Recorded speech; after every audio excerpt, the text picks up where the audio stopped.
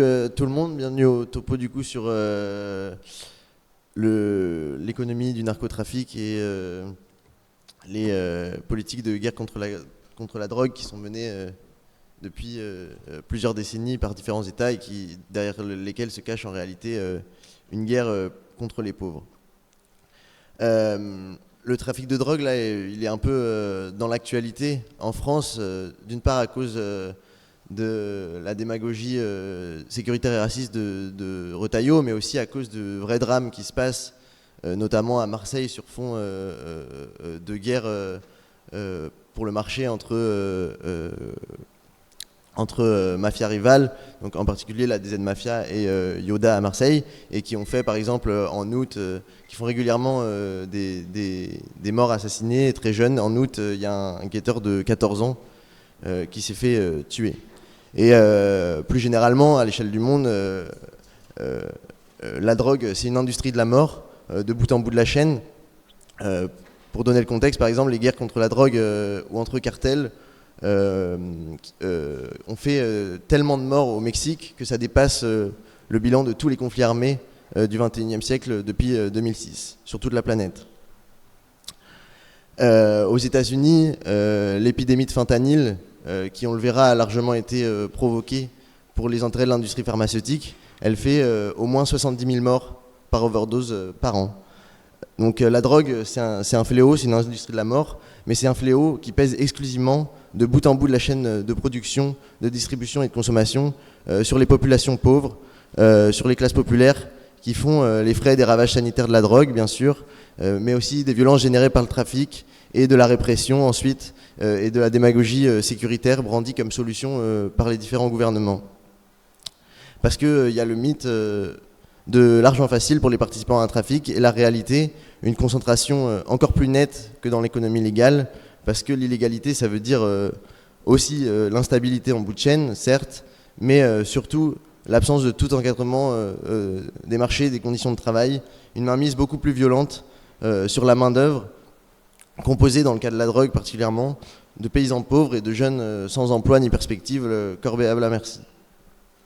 Et face à ce fléau, donc, on nous présente un faux dilemme, d'une part entre une fuite en avant répressive, qui en plus d'être complètement inefficace depuis 40 ans, est aussi et surtout une arme redoutable dans les mains du patronat contre les travailleurs et les classes populaires. Et d'autre part de ce dilemme, ce qui nous est présenté comme une alternative, c'est la légalisation prise en charge par l'État. Donc dans l'actualité de la démagogie sécuritaire prenant pour prétexte la drogue, donc il y a évidemment là Retailleau qui a notamment dit que fumer un joint c'était avoir du sang sur les mains. Lui qui est un soutien inconditionnel d'un génocide en cours et qui est un soutien de tout ce qui ressemble de près ou de loin à un raciste. On imagine bien que c'est pas pour des considérations de santé publique ou pour mettre fin à la misère humaine qui veut mener ce genre de politique. Parce qu'en fait, en réalité, elles permettent surtout de s'attaquer aux travailleurs et à tous les pauvres et de pousser en avant une démagogie raciste et sécuritaire.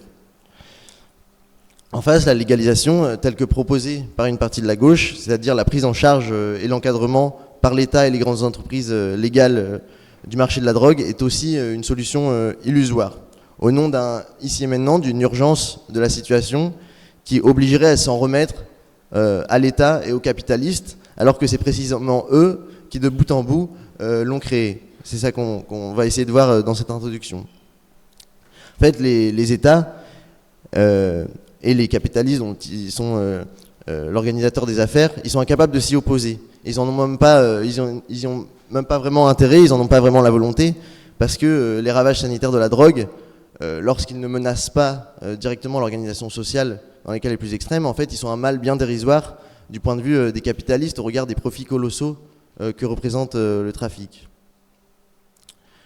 Parce que pour notre classe, la drogue est un fléau, mais pour ceux qui en tirent les profits, c'est une manne gigantesque. Et malgré 40 ans de guerre contre la drogue un peu partout dans le monde et la démagogie sécuritaire dont je parle, les affaires vont bien, vont très bien. Parce que la drogue, c'est un marché colossal, encore en expansion. Selon la FMI, ça représente entre 300 et 500 milliards de dollars de profit par an. Et par exemple, pour la cocaïne, depuis 2022, enfin en 2022 et depuis, la production elle a bondi de 20% par rapport à 2021. Et c'est 3 fois plus qu'en 2014. Donc ce que je vais essayer de faire dans cette introduction, c'est revenir sur l'histoire et le développement des trafics de drogue dans un premier temps, ensuite d'essayer de voir comment s'organise ce trafic et de voir qu'en fait c'est un secteur comme les autres de l'économie capitaliste, voire un secteur clé de cette économie. Et enfin, on discutera justement des différentes politiques qui sont opposées au trafic de drogue et les perspectives. Alors je suis désolé, il y a pas j'avais des images, mais en fait j'ai merdé, du coup il n'y a pas de PowerPoint. On les mettra à la fin peut-être, mais j'ai eu un problème avec mon appli. En fait, ce qu'on va voir, c'est que combattre les causes du développement du trafic de drogue et les crises sanitaires qui en découlent, c'est en réalité faire le procès de toute la société. Évidemment, mais on y reviendra dans la discussion, on ne peut pas faire le tour de tout le problème tellement ça touche à des phénomènes sociaux, économiques, géographiques, etc. Et comment c'est toute l'organisation de la société provoquant la misère qui permet le développement de la production et de la consommation de drogue. Alors déjà, dans un premier temps, l'histoire du trafic de drogue, celle des drogues elles-mêmes, elles sont indissociables de celle du développement du capitalisme, de son expansion et de son organisation économique. Au XIXe siècle, le capitalisme anglais, il est en pleine expansion. Il exporte ses capitaux aux quatre coins du monde, pillant les ressources par la force du marché, bien aidé quand même par celle des armes. Et ce capitalisme conquérant, il se heurte à un os, l'empire chinois, presque complètement hermétique au commerce extérieur.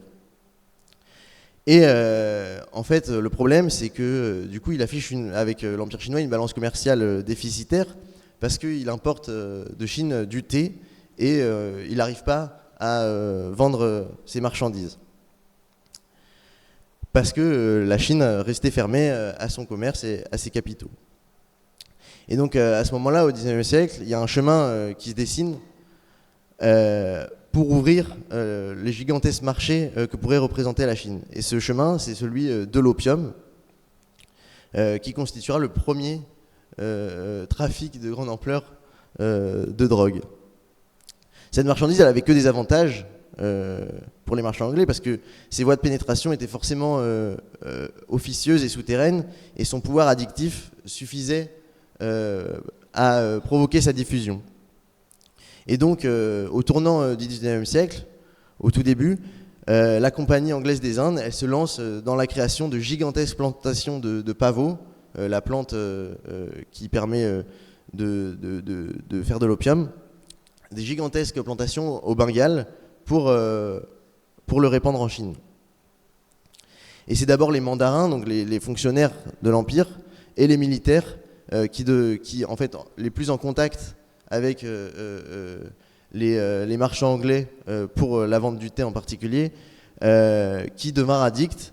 Et à partir de ce moment-là, le trafic de l'opium il connaît un développement vertigineux, passant de 200 caisses au milieu du XVIIIe siècle, donc vraiment dans une contrebande complètement officieuse, à plus de 12 000 en 1825 et plus du triple de cette quantité en 1840.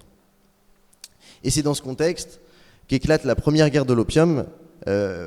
Les Anglais, ils attaquent les ports chinois en 1839 au prétexte d'une saisie de 20 000 caisses, par l'Empire. Et cette première guerre, elle a permis d'ouvrir les ports chinois au commerce anglais. Et en fait, cette ouverture, elle portait avec elle la promesse de marchés qui attirèrent la France et les États-Unis, qui ouvrirent aussi des concessions. Et éclata la seconde guerre de... Je passe vite parce que on pourrait passer des heures, mais...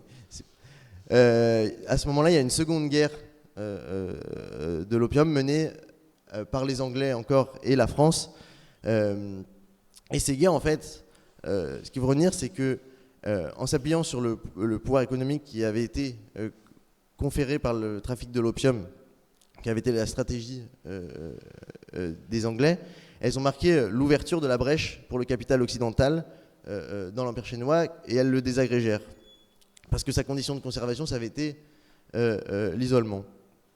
Et l'empereur, du coup, il fut contraint de légaliser l'opium et d'ouvrir son pays au commerce. Et c'est à ce moment-là, par exemple, qu'est créée la Hong Kong and Shanghai Banking Corporation, qu'on connaît sous le nom de HSBC, pour financer le commerce de l'opium. Et si elle est aujourd'hui 4e banque mondiale, et selon Forbes, la 6e plus grosse entreprise, c'est qu'elle a d'abord prospéré sur les profits colossaux du trafic de drogue, imposé aux Chinois à l'aide des canons anglais pour le besoin de ces capitalistes. Elle a donc été dès le départ un instrument de la politique coloniale britannique en Asie. Et elle est visiblement restée fidèle à ses racines, parce qu'un siècle et demi plus tard, elle collabore maintenant avec les cartels mexicains et colombiens dans le blanchiment d'argent. Elle a récemment été épinglée pour avoir blanchi au moins, enfin, de ce qui a été avéré, 880 millions de dollars avec les réseaux colombiens et mexicains. Et elle s'en est sortie avec une amende d'1,9 milliard de dollars, ce qui représente pour elle une semaine de recettes. En tout cas, la contrebande de l'opium par la France et l'Angleterre c'est la naissance du trafic de drogue à grande échelle, permis par le capitalisme et rendu nécessaire à un moment donné, un peu aussi par le hasard, parce que c'est l'opium qui a été la bonne marchandise pour pénétrer les marchés chinois, mais en tout cas, c'était ça, et c'était rendu nécessaire par les besoins du capital anglais. Les crises sanitaires et sociales liées à la drogue, elles ont donc d'abord été provoquées par la nécessité du capitalisme d'ouvrir de nouveaux marchés. Et ça montre bien, ça montre beaucoup de trucs à mon avis, mais ça montre aussi que la frontière entre légalité, illégalité et les politiques répressives des différents États, elle repose sur tout, peut-être, sauf sur les considérations de santé publique, et elle s'ajuste surtout aux intérêts des capitalistes, en fonction de l'ouverture de nouveaux marchés et pour les besoins des profits. Et d'ailleurs, les principales drogues qu'on connaît, cocaïne, héroïne, les opioïdes, elles étaient légales au début de leur commercialisation et de leur production. Elles ont pour la plupart d'ailleurs été développées et promues par l'industrie pharmaceutique. C'est le cas de la cocaïne, qui est née au Pérou à la fin du 19e siècle, grâce au développement de la chimie, qui permet en 1860 d'isoler les principes actifs de la coca, qui est une plante andine psychoactive, présente depuis très longtemps en tant que psychotrope dans les pratiques rituelles dans toute une partie de l'Amérique latine. Mais à partir de 1885, c'est le laboratoire allemand Merck qui industrialise la production de la cocaïne, après l'isolement du principe actif, poussant les producteurs péruviens de coca à transformer leurs feuilles en une pâte plus facile à transporter. Résultat, à la fin du 19e siècle, des tonnes de pâtes de coca produites au Pérou traversaient l'Atlantique vers l'Allemagne pour la production de Merck. Cette cocaïne, elle était prescrite dans un cadre médical, tout comme l'héroïne, d'ailleurs, qui a été commercialisée dès 1898 par le laboratoire allemand aussi Bayer, pour soi-disant traiter la tuberculose. Je vous montrerai tout à l'heure des photos d'affiches publicitaires. Et c'est qu'en 1906, aux États-Unis, que ces drogues ont été interdites d'usage. Parce que jusqu'à là, en fait, il y avait des extraits cocaïnisés incorporés dans les chewing-gums, les cigarettes et les boissons, comme par exemple le Coca-Cola. Ensuite, dans le cas de la cocaïne, c'est qu'à partir des années 60 ou 70, et la connexion de cette production andine et péruvienne de la cocaïne, et qui se rencontre avec le développement et l'organisation du trafic en Colombie, que s'ouvre l'ère de la production de masse et l'empire des narcos. Plus récemment, il y a l'exemple du fentanyl et de l'oxycontine, de tous en fait, les dérivés synthétiques de l'opium, qui sont pour ces deux-là à l'origine un analgésique comme la morphine, et qui sont aujourd'hui synthétisés comme drogue de remplacement de l'héroïne. 100 fois plus, dans le cas du fentanyl, par exemple, c'est 100 fois plus puissant que l'héroïne, donc c'est moins cher à produire, plus addictif et plus facile à transporter. Ces drogues particulièrement ravageuses et meurtrières, parce qu'on disait l'épidémie d'opioïdes aux États-Unis, là, c'est à minima 70 000 morts par an d'overdose. Ces drogues, elles ont d'abord été développées et vendues tout à fait légalement par l'industrie pharmaceutique. Dans le cas de l'oxycontine, par exemple, c'était la famille Sackler et leur laboratoire Purdue qui a développé cet analgésique et qui l'a vendu en ciblant avec une stratégie particulièrement agressive les médecins de famille pauvres dans la Rust Belt, donc la ceinture de rouille, c'est-à-dire tous les États désindustrialisés où toute une partie de la classe ouvrière très pauvre était évidemment victime de leur physique et de handicap. Et ces antidouleurs, au moyen de campagnes marketing ultra vénères, ils étaient présentés comme ne développant aucune forme de dépendance, ce qui était évidemment complètement faux. Et en fait, le but, c'était que leur usage soit aussi anodin que n'importe quel antidouleur. Et donc aujourd'hui, ça a provoqué une véritable crise sanitaire, une épidémie et un développement, une mutation du marché de la drogue. Et ça, par exemple, on le voit au Sinaloa, qui est un peu depuis les guerres de la drogue en Colombie, le centre névralgique de la production de drogue. Ça a complètement bouleversé parce qu'il y a eu un effondrement de la culture du pavot, donc qui est utilisé pour l'opium et l'héroïne, dont le prix de vente a été diminué par 5, et au profit de la production de fentanyl à partir de produits importés totalement légalement de Chine. Donc, ce qui est notable dans ce développement historique, en perpétuelle évolution en fonction de l'ouverture de nouveaux marchés, des besoins, des profits, c'est évidemment la responsabilité des capitalistes dans la création des marchés de la drogue, mais aussi l'hypocrisie des États impérialistes, frappant durement d'une main les populations pauvres au nom de la lutte contre la drogue, et de l'autre, ils sponsorisent littéralement le trafic de drogue partout dans le monde, quand ils ne l'ont pas organisé eux-mêmes. Il y a l'exemple de l'opium, de la cocaïne, mais c'est loin d'être les seuls.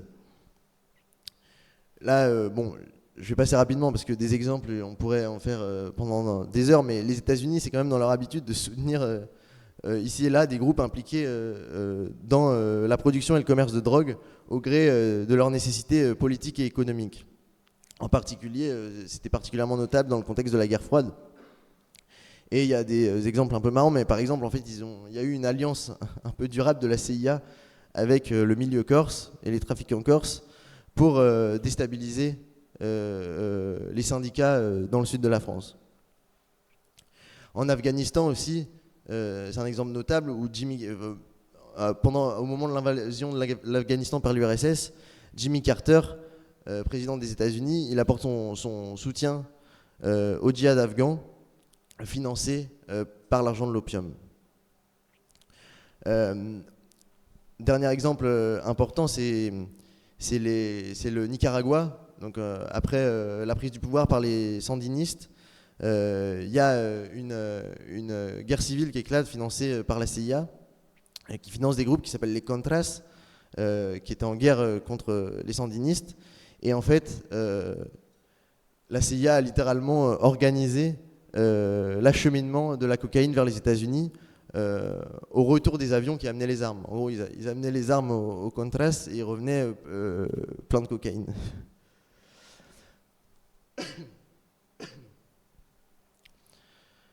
Et là où ils sont assez forts quand même, c'est que depuis la fin de cette guerre froide, la lutte contre le narcotrafic, ça sert quand même de principal prétexte aux États-Unis pour garder une présence en Amérique latine et s'ingérer dans les affaires des États.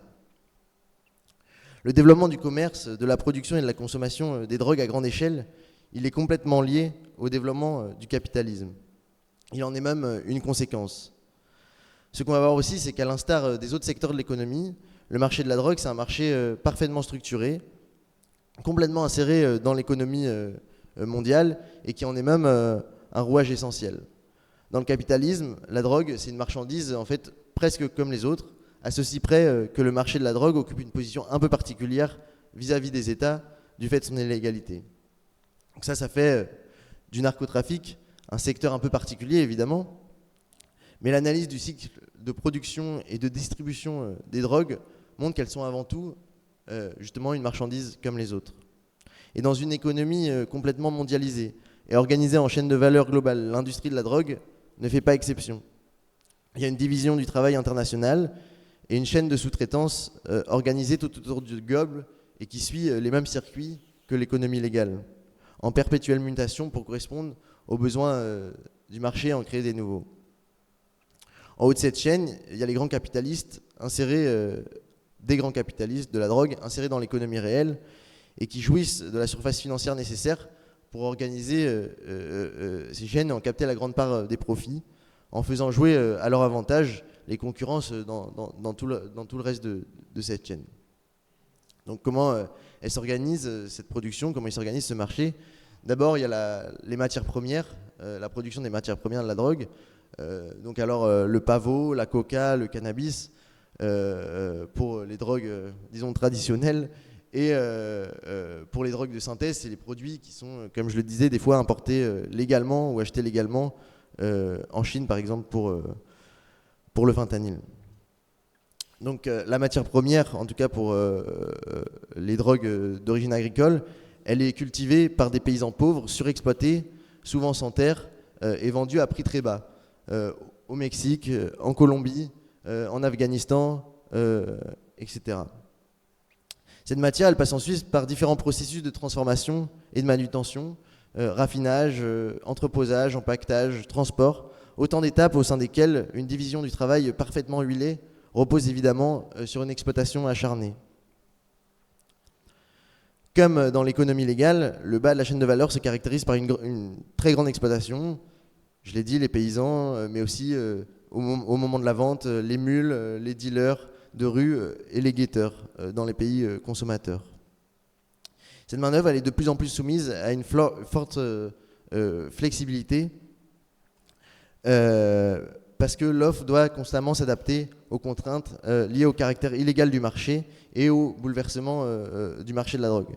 Philippe Pujol, c'est un journaliste marseillais qui a beaucoup écrit sur justement le trafic de drogue à Marseille et les quartiers nord. Et il décrit, à partir de ce qui se passe justement à Marseille, les mutations de la vente qui reposent de plus en plus sur des petites mains ubérisées. C'est lui qui dit ça. Intérimaires corvéables à merci, souvent tenus par les réseaux grâce à des dettes fictives au départ et elles sont organisées non plus par des réseaux paternalistes et traditionnels du crime organisé, mais par des points de vente franchisés avec la création de véritables marques en fait, comme je disais les clans à Marseille, là c'est la DZ Mafia ou Yoda, en fait ils ont des logos, c'est des franchises en fait qui même se développent dans d'autres villes en France.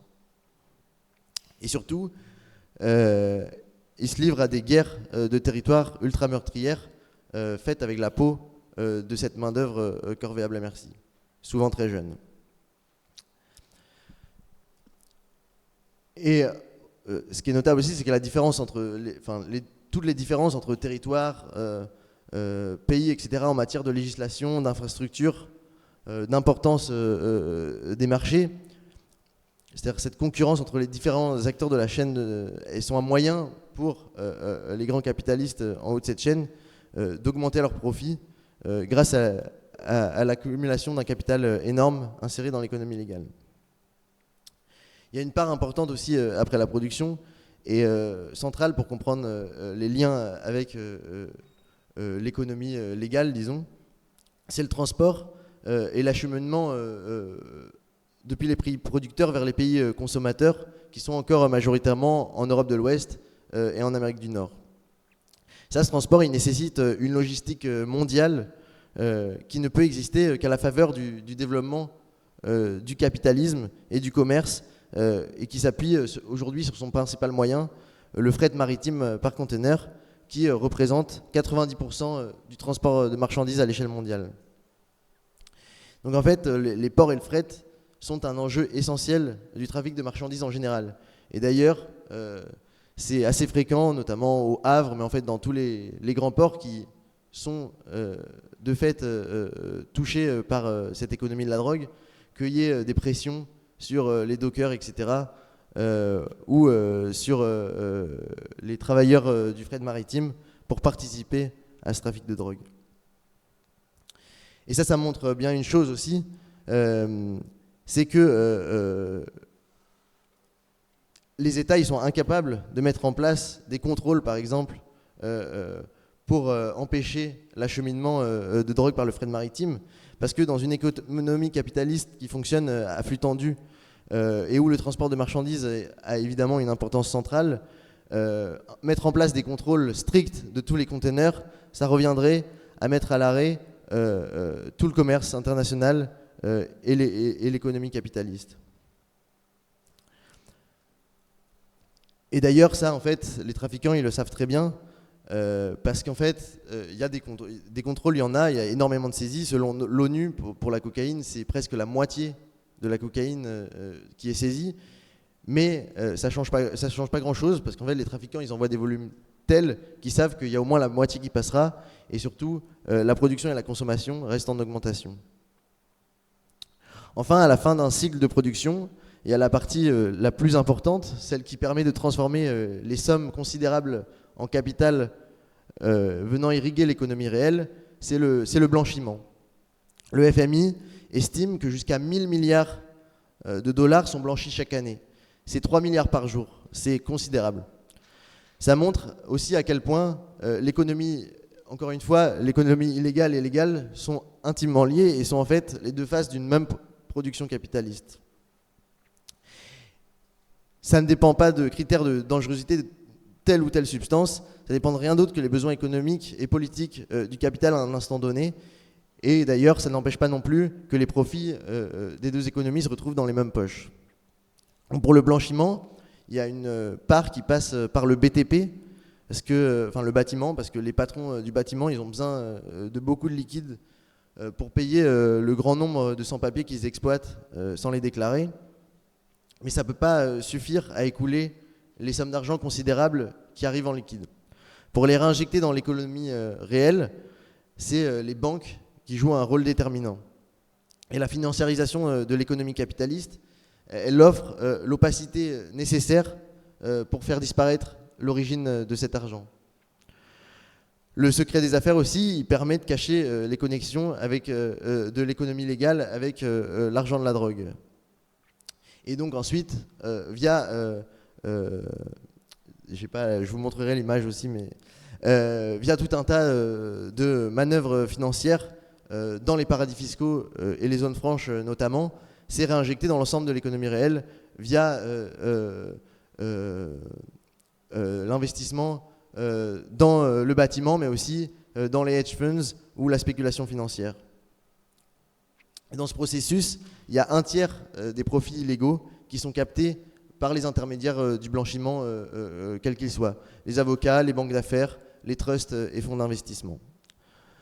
Et en fait, on a parlé d'HSBC tout à l'heure qui avait été épinglé pour avoir blanchi presque 1 milliard d'euros. Mais en réalité, c'est la totalité des grandes banques transnationales qui sont concernées et bon nombre des très grandes entreprises aussi. Ça, c'est un peu à côté du blanchiment, mais il y a un exemple quand même, c'est McKinsey, qu'on connaît bien parce qu'ils avaient fait parler d'eux avec les fameux rapports Macron là, qu'ils avaient facturé des fortunes. Et ben McKinsey, ils ont été condamnés aux États-Unis à une amende de 600 millions pour le rôle qu'ils ont joué dans la crise des opioïdes dont j'ai parlé juste avant, parce que c'est elle qui a élaboré et conseiller le labo Purdue dans sa mise en place de stratégies ultra agressives. Et donc en fait, il y a un truc essentiel dans le blanchiment aussi, c'est justement les paradis fiscaux et les zones franches, etc. Parce que comme tous les capitalistes, les cartels de la drogue, ils jouent du morcellement étatique et de l'existence de ces paradis fiscaux. Mais aussi de la différence entre chaque pays, de légalisation, d'administration, de polices différentes et de services en leur sein même, des fois, de concurrents. Et dans cette affaire, en ce moment, c'est à Dubaï que ça se passe, un paradis fiscal dans lequel les grands capitalistes de l'économie de la drogue amassent des fortunes colossales, blanchies dans le financement des gratte-ciel, palaces et autres infrastructures commerciales qui enrichissent par là même les géants du BTP. Les profits colossaux du trafic de drogue, ils ne sont pas seulement, ou pas du tout, un aléa qui échappe à l'organisation économique du capitalisme et à son contrôle. Au contraire, ils lui sont consubstantiellement liés et ils lui sont même essentiels. Parce qu'aucun secteur économique ne rivalise avec la surface financière qu'offre l'économie illégale, et en partie le trafic de drogue qui représente 50% des profits du crime. En fait, ça agit, une fois réinjecté dans l'économie légale, comme lubrifiant du capitalisme, comme moyen de son développement et de son expansion. Alors, une fois qu'on sait ça, ça permet de comprendre d'une part pourquoi les États, quelle que soit leur politique en réalité, sont dans l'incapacité et même n'ont pas la volonté de mettre fin au trafic de drogue. Et ça permet aussi de comprendre les racines de ce fléau pour savoir comment le combattre et avancer des perspectives qui seraient les nôtres. Les États, ils en sont incapables parce que ça voudrait dire s'opposer frontalement à un secteur important de l'économie capitaliste, et tant tout est intriqué, cela reviendrait à s'attaquer en réalité à toute une partie du capitalisme mondial et de ce qui permet son fonctionnement. On l'a vu, imposer des contrôles stricts du fret maritime, ça reviendrait à mettre un coup d'arrêt à la circulation des marchandises. Fatal au circuit qui serait soumis dans une économie ultra concurrentielle qui marche à flux tendu. Mettre en place une lutte efficace contre le blanchiment, qui est quand même le bout de la chaîne de tout ce trafic, ça nécessiterait de lever le secret bancaire, de lever le secret des affaires, d'ouvrir les livres de compte des capitalistes, inadmissible et inenvisageable.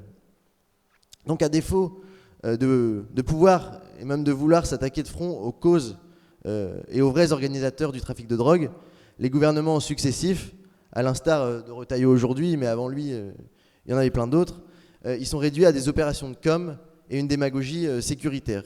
Ils font d'une pierre deux coups en transformant cette prétendue lutte contre la drogue en un instrument de contrôle social et un moyen de justifier la répression des pauvres et des travailleurs. Il n'y a qu'à voir par qui sont peuplées leurs prisons pour s'en convaincre. En très grande majorité, des petites peines pour vol ou petit trafic, des délits de survie. Et dans les coups de com', on a eu un bel exemple il n'y a pas longtemps là, je ne sais pas quand c'était exactement, ça devait être il y a un mois, avec le contrôle massif des chauffeurs de car après un accident là, qui a quasiment en fait fait chou blanc parce que sur plus de 9000 contrôles, il y en avait 49 positifs. Alors c'est 49 de trop, mais à mon avis, c'est pas comme ça qu'on lutte contre la consommation de drogue. C'est aussi évidemment un moyen de mener des campagnes racistes, associant l'immigration et la violence, et avec notamment de plus en plus je sais plus qui l'avait dit en premier, mais le terme d'ensauvagement, je crois, comme ils appellent ça. Pourtant, on a vu, si regain de violence il y a parfois, comme à Marseille par exemple, c'est dû uniquement aux stratégies et aux reconfigurations des réseaux, aux intérêts à un instant T de tel ou tel patron de la drogue qui décide de se faire la guerre avec la peau d'enfant. Et comme pour le terrorisme par exemple, cette démagogie elle permet de mettre en place de nouveaux cadres législatifs qui sont en fait des lois qui s'appliquent surtout à tout le reste que ce pourquoi elles sont faites. Aux pauvres, aux travailleurs, aux militants, par exemple. C'est le cas de la loi, là, du projet de loi de Retailleau sur le narcotrafic, qui en fait prévoit un changement de constitution de la bande organisée, qui en fait pourrait tout à fait s'appliquer à des groupes militants, qui prévoit aussi un assouplissement des moyens de surveillance de la police, notamment des messageries privées, etc., qui en fait évidemment se retourneront contre tout le monde.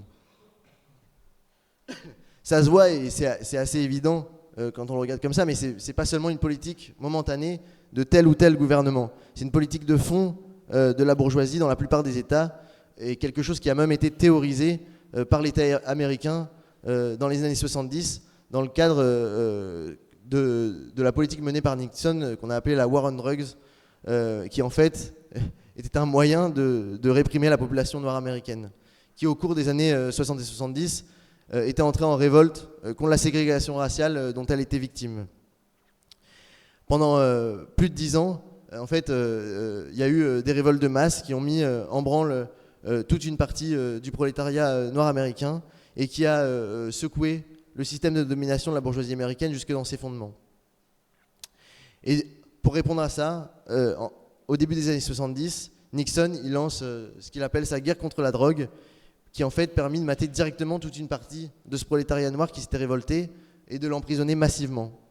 Celui qui en parle le mieux, c'est l'ancien assistant aux affaires internes de Nixon, John Ehrlichman, qui donne une interview en 1994 et qui explique assez clairement le projet. Je le cite du coup. Il dit « Deux ennemis s'opposaient à la campagne de Nixon en 68 et à son gouvernement par la suite. La gauche qui s'opposait à la guerre de la population et la gauche qui s'opposait à la guerre et la population noire. Vous comprenez ce que j'essaye de dire ? Nous savions qu'il était impossible de rendre illégal le fait d'être contre la guerre ou le fait d'être noir, mais en cherchant à influencer le public pour qu'ils associent les hippies avec le cannabis et les noirs avec l'héroïne, puis en criminalisant fortement ces deux substances, nous pouvions déstabiliser ces deux communautés. Nous pouvions arrêter leurs meneurs, perquisitionner leurs maisons, interrompre leurs rassemblements et décrédibiliser leur cause soir après soir lors du journal télévisé. Est-ce qu'on savait qu'on mentait à propos des drogues ? Bien sûr qu'on le savait. » Voilà. Bon. C'est l'exemple le plus frappant et le plus parlant, mais en réalité, on pourrait faire une liste longue comme le bras. En Colombie, par exemple, la guerre contre la drogue menée depuis 40 ans, en plus d'être évidemment un échec, elle a surtout été un moyen de nettoyer littéralement les quartiers pauvres avec l'armée, les hélicoptères et tout ça, à Medellín notamment. Et ce qui a fait une guerre contre la drogue qui d'ailleurs a fait des centaines de milliers de morts en quelques décennies.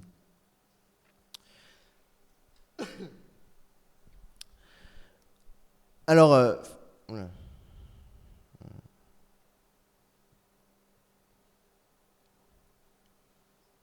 désolé.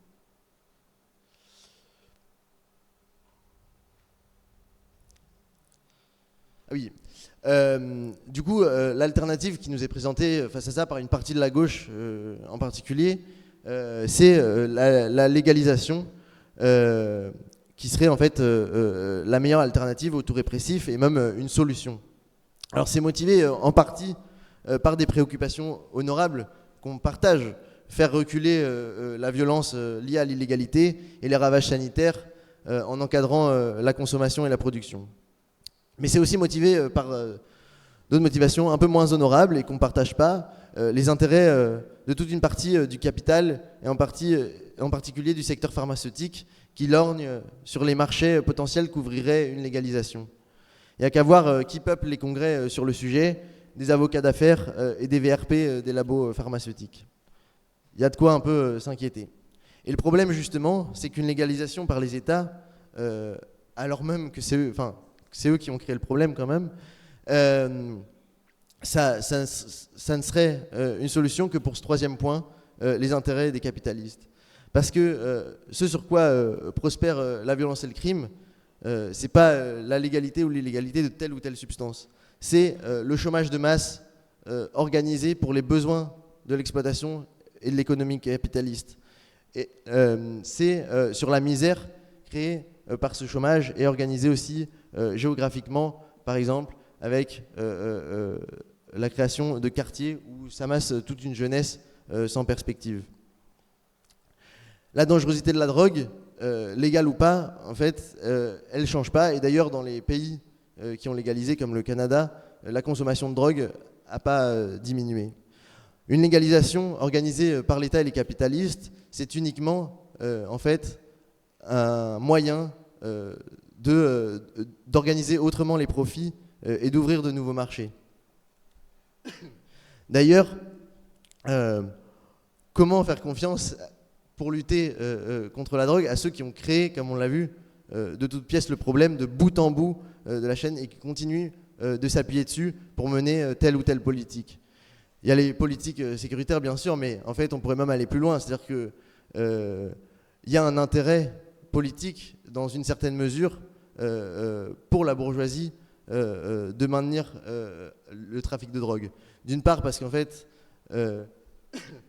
ça permet, et ça on pourra en discuter, mais une sorte d'anesthésie à la misère, etc., une sorte d'anesthésie sociale, mais aussi parce qu'en fait, les réseaux organisés, ils sont aussi vecteurs de contrôle social. Et il y a un peu une convergence d'intérêts entre l'État à des moments et les trafiquants. Parce que même s'ils sont en guerre ouverte, ils font tout pour maintenir la paix sociale, parce que même du point de vue des trafiquants, du point de vue de leurs intérêts, ça permet une stabilité du marché. C'était le cas pendant les émeutes de 2005, mais aussi plus récemment lors des émeutes à la suite de la mort de Naël. Les trafiquants de drogue ont exercé un contrôle important, ont mis fin aux émeutes dans plein de quartiers, dans les endroits où il y avait des réseaux structurés, parce que le désordre social nuit aussi à l'exploitation illégale, au trafic de drogue et aux affaires des trafiquants.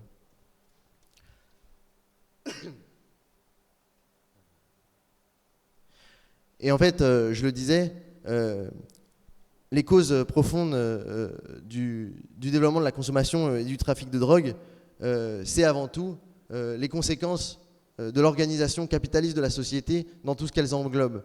Et en particulier, la misère sociale, économique, existentielle. Philippe Pujol, dont je parlais tout à l'heure, le journaliste marseillais, il décrit un peu les mécanismes de recrutement et de sélection de la main-d'œuvre dans les trafics de drogue et comment elle s'appuie sur toute la misère, comment l'économie du crime prospère sur la misère au plus bas niveau dans les quartiers de Marseille. Il estime par exemple qu'il y a 2000 esclaves du trafic, vendeurs, guetteurs, etc. Et lui, ce qu'il dit, c'est que ce sont les faiblesses exploitables des populations qui permettent le crime. Et que le crime n'a même pas à fabriquer ces vulnérabilités puisque notre société s'en charge. Et moi, je suis assez d'accord avec lui. Et ce qui organise cette société qui fabrique ces vulnérabilités, c'est le pouvoir du patronat qu'il tire de l'exploitation de la grande majorité de la population et dont il se sert pour organiser ses intérêts économiques.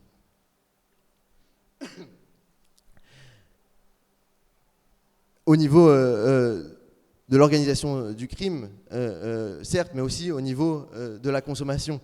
On voit, en fait, et c'est pour ça que en fait, c'est important de s'y intéresser, c'est endémique dans la classe ouvrière, que ce soit des drogues légales ou illégales. En fait, l'alcoolisme, c'est un fléau qui est très très répandu. Et donc, du point de vue de la classe ouvrière, il faut le dire que c'est un fléau et dénoncer les dégâts que ça fait dans notre classe. Mais notre moyen de lutter contre ce fléau, c'est la solidarité de classe, les perspectives de la classe ouvrière, jamais aboyer avec les hypocrites bourgeois et dans leur démagogie répressive. Parce que lutter contre cette industrie de la mort, en réalité, c'est s'affronter directement aux intérêts des grands capitalistes et à l'organisation de leur économie et de leur société. C'est pour ça que les États, qui sont l'instrument politique de leur domination, organisateurs de l'exploitation, ils sont incapables de le faire, ils ne veulent pas le faire, et c'est une illusion mortelle que de croire qu'ils pourraient le faire d'une autre manière, ou même qu'il faudrait leur laisser le faire au nom d'une urgence qu'ils ont eux-mêmes créée. Plus profondément encore, c'est s'opposer à toute l'organisation sociale qui maintient la majorité de la population dans la misère pour les profits de quelques-uns, qui organise, comme je l'ai dit, le chômage de masse pour le patronat, laissant toute une partie de la jeunesse et de la classe ouvrière dans l'inactivité et le manque de perspective. Le seul moyen de lutter contre ça, c'est de lutter avec les armes de la classe ouvrière, seule capable de s'opposer frontalement aux capitalistes. Alors d'abord pour imposer des conditions de vie moins dures, des meilleurs salaires, l'interdiction des licenciements, la régularisation de tous les sans-papiers, mais aussi à la fin pour renverser cette société qui ne repose que sur le profit, légal ou illégal. Voilà.